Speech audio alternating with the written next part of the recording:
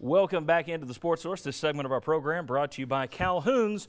We are into the last days of summer, and that means it's time to enjoy a patio or deck at a local Calhouns right now while you can before the weather turns.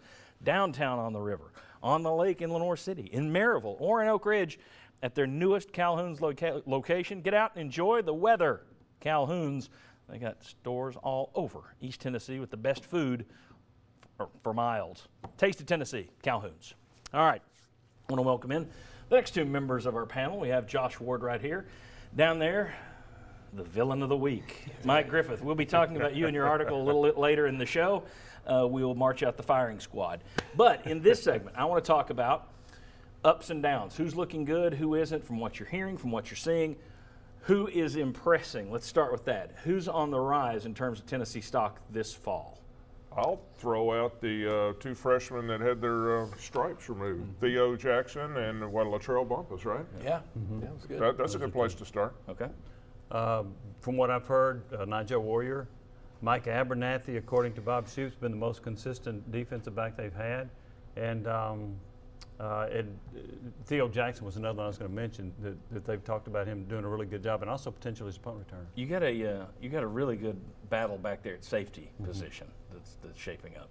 Okay. Yeah, Warrior was my guy, and there's a lot of defensive players on this list, but more so than that's offense. a good thing. Yes. Yeah, so I'll go with a guy who's played a lot, but I'll say Kendall Vickers, because a lot of other guys get attention, but coaches continue to talk about the senior defensive tackle Kendall Vickers, and as other guys are trying to get healthier or trying to get in better shape and prove what they can do, Kendall Vickers is the anchor there. So I'll say Vickers. Mike Griffith, what are you seeing? Key word I heard from Butch Jones the other day was consistency, and he was talking about Quentin Dormady. And I think that Quentin Dormady has done a really good job this fall. I think Jerry Garantano's done a good job also, but more importantly, I think Dormady's really shown he's got a command of the offense. Also, another big question for Tennessee was the running back situation.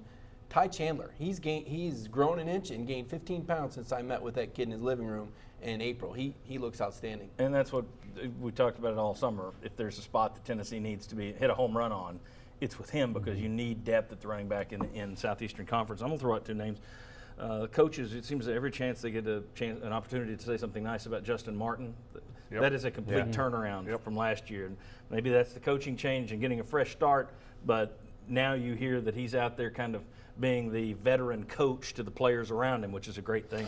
And it looks like Cortez McDowell has certainly locked down that other linebacker slot aside from Darren Kirkland Jr. What about guys? I'd add Ethan Wolf, tight end. Okay. I think he's going to have a good year, really good year. He's been in that 20 to 22 catch range so far. What about guys on the decline? Anybody that's down?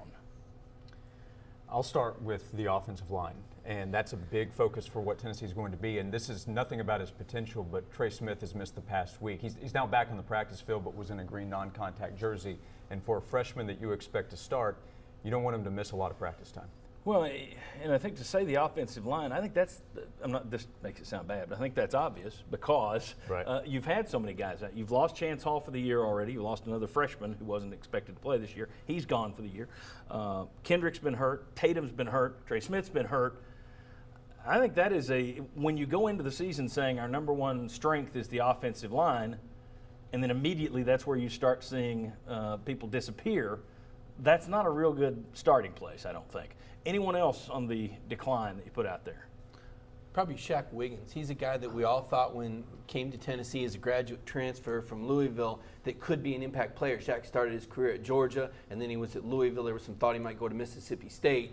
But Shaq hasn't quite fit into the culture, quote unquote, according to the Tennessee coaches. So I take that to mean that he's not up to speed yet. Right. And we're hearing a lot about, as you said, Justin Martin. And also Emmanuel Mosley's overcome a shoulder and had a great fall camp. Got to mention that. But maybe Shaq Wiggins, because he's not the impact player that maybe we thought he might be. And sometimes it does take a little while to hit the ground running with a new program altogether, new system, new everything. So it could be something where he doesn't make his move until the first month of the season is up, and then he starts making an impact. You don't know. But I'm going to add Coleman Thomas at center. And I'm going to add him. It's not because I've heard or seen anything negative about him, but the coaches, it seems like they want Jason Robertson to be the center. Why?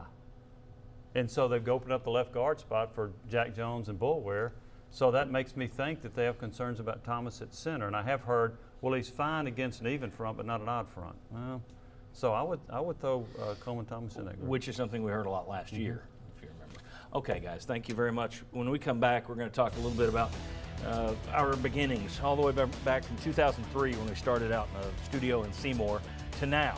Then we're going to have more Vols talk, I promise, even some basketball coming up. We still got 2 more members of the panel to bring out here. Come on back on the Sports Source.